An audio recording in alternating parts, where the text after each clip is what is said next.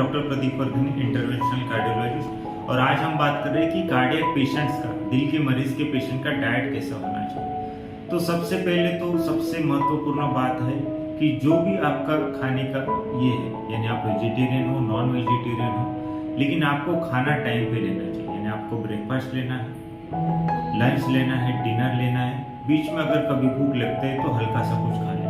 Breakfast के time पे होना चाहिए, अच्छा हेल्दी और हेवी ब्रेकफास्ट होना चाहिए। उसमें फ्रूट और वेजिटेबल आप जितना लोगे उतना आपके लिए अच्छा रहेगा। साथ में लंच भी आपका टाइम पे होना चाहिए, कम से कम 12:30 से 1:30 के बीच में लंच हो जाना चाहिए, ताकि बॉडी को ग्लूकोज और बाकी जो पोषक तत्व है वो टाइम पे मिलते हैं। उसके बाद में बात आती है कि डिनर की, तो डिनर भी 7 से 8:30 के बीच में हो जाना चाहिए। जितना आप जल्दी डिनर करोगे उतना आपके पचन के लिए अच्छा रहेगा। उसके बाद में बात आती है कि क्या आप चाय कॉफ़ी ले सकते हैं, तो हाँ बिल्कुल आप चाय कॉफ़ी ले सकते हैं, लेकिन आप दिन में 1 या मैक्सिमम 2 बार चाय लीजिए। उसमें भी दूध और शक्कर जितना अवॉइड हो सके उतना कम कीजिए। तो आपको डायबिटीज नहीं है तो भी क्या शक्कर, बिना शक्कर और बिना दूध का लेना चाहिए। तो जितना आप शक्कर और दूध कम रखेंगे उतना कैलोरीज कम होगा। तो कैलोरीज भी बहुत ज़्यादा मैटर करता है, तो उसके कारण आपको उसको कम रखना है। अगर आप मोटे हैं तो आपको तो फिर उसके हिसाब से आपका जो खाने की चीज़ें हैं वो भी थोड़ा सा और कम करनी पड़ेगी। अभी बात आती है कि अगर आप मोटे हैं तो आपको वजन कम करना बहुत ज़रूरी हो जाता है, क्योंकि अगर आपका वजन ज़्यादा रहेगा तो आपको डायबिटीज़ का रिस्क हो सकता है, स्लीप अपनिया, ऑब्स्ट्रक्टिव स्लीप अपनिया का रिस्क हो सकता है, जो आगे चल के हार्ट को और तकलीफ दे सकता है। तो इसके लिए जरूरी है कि अगर आप मोटे हैं तो आपको डाइट पे बहुत ज़्यादा ध्यान देना है। अगर आप मोटे हैं तो आपको ये ध्यान में रखना है कि जितना आप एक्सरसाइज कर रहे हो और जितना आप डाइट से कैलोरीज ले रहे हो, इसका एक बैलेंस होना चाहिए, जो निगेटिव बैलेंस होना चाहिए। यानी आप ज़्यादा कैलोरीज को बर्न करना है आपको और कम कैलोरीज खाना है। जब वह निगेटिव रहेगा काफी दिनों तक, तब आपका वजन धीरे धीरे कम होगा। अभी बात आएगी कि क्या हार्ट के पेशेंट चिकन खा सकते हैं, तो हाँ बिल्कुल चिकन खा सकते हैं, लेकिन आप महीने में कम से कम 2 से 3 बार ही खाइए। क्योंकि क्या होता है, चिकन में जो होता है वो फैट बहुत ज्यादा होता है। एनिमल प्रोटीन है तो उसका भी एब्जॉर्प्शन अच्छा है, लेकिन फैट भी है वो उसमें भी उसका भी एब्जॉर्प्शन ज्यादा है। साथ में डीप फ्राई और ऐसे जिसमें ऑयल और घी बहुत ज्यादा हो, ऐसी चीजें चिकन के साथ में नहीं करना। साथ में अभी बात आती है mutton, pork, red meat, beef की, तो ये आपको अवॉइड करना है, क्योंकि इसमें बहुत ज्यादा हाई फैट कंटेंट है जो आपका कोलेस्ट्रॉल बढ़ा सकता है। बाद में बात आती है कि क्या हार्ट के पेशेंट अंडा खा सकते हैं, तो बिल्कुल अंडा खा सकते हैं। अंडे में 6 ग्राम प्रोटीन है, 6 ग्राम फैट है, 79 के आसपास कैलोरीज है, तो आप अंडा खा सकते हो। लेकिन अंडे में भी जो पीला वाला जो एग योक बोलते हैं, उसे सब एग योक बोलते हैं, वो आपको खाना नहीं है, क्योंकि उसमें बहुत ज्यादा कोलेस्ट्रॉल ज्यादा है, फैट कंटेंट उसका ज्यादा है। तो अगर आपको वो खाना है तो आपको कम से कम हफ्ते भर में 1 आधी अंडे का खा लिया, उतना आप खा सकते हो।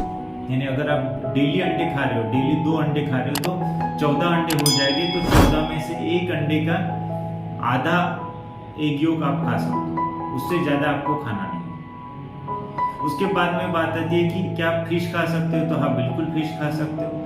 फिश में ओमेगा 3 फैटी एसिड्स है, प्रोटीन्स अच्छे हैं, एसेंशियल फैटी एसिड्स है, तो आप बिल्कुल खा सकते हो।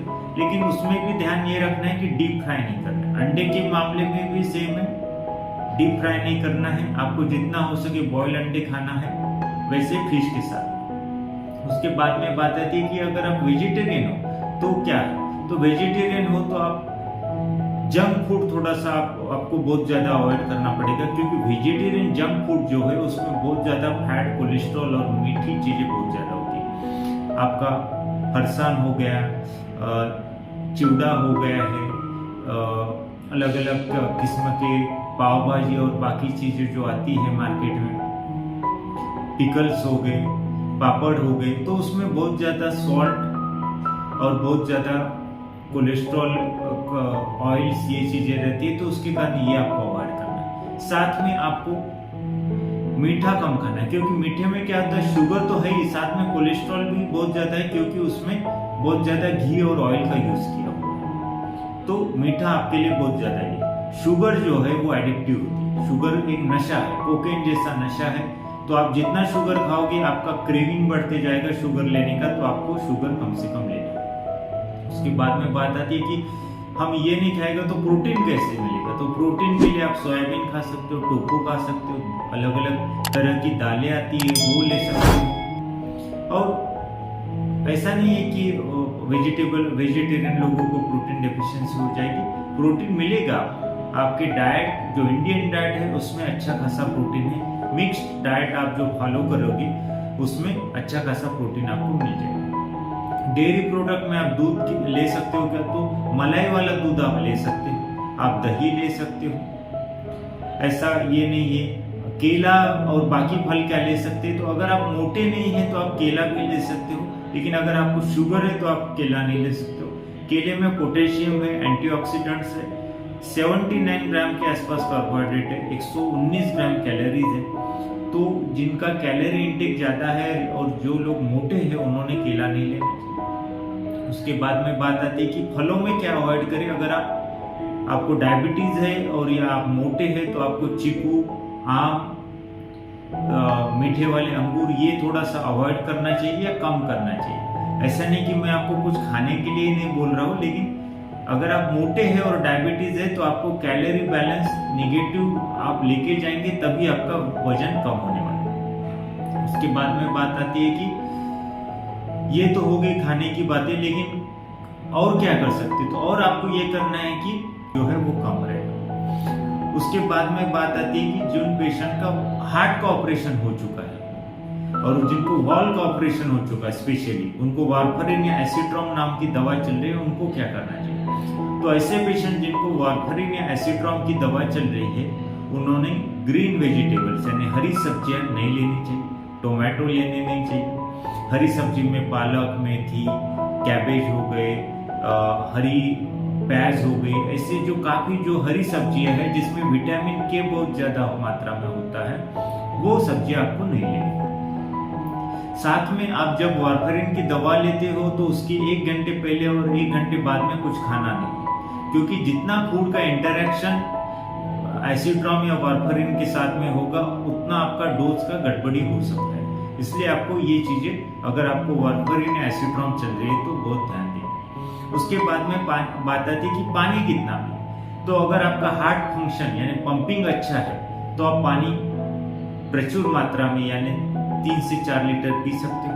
अगर आपका हार्ट का पंपिंग अच्छा नहीं है या आपको हार्ट फेल्योर है तो आपको पानी कम रखना है, 1.5 से 2 लीटर। अगर उससे भी आपका हार्ट पंपिंग कम है तो आपको 1 से 1.5 लीटर भी पानी लेना पड़ सकता है। और ये पूरा 24 घंटे का मैं आपको बता रहा हूँ, ऐसा नहीं कि ये दिन भर का 12 घंटे का है। सुबह 8 बजे से, आज के सुबह 8 बजे से कल से सुबह 8 बजे तक सब्जी, दही, दूध, चाय, कॉफी सब मिला के आपको 1.5 से 2 लीटर पानी लेना पड़ सकता है।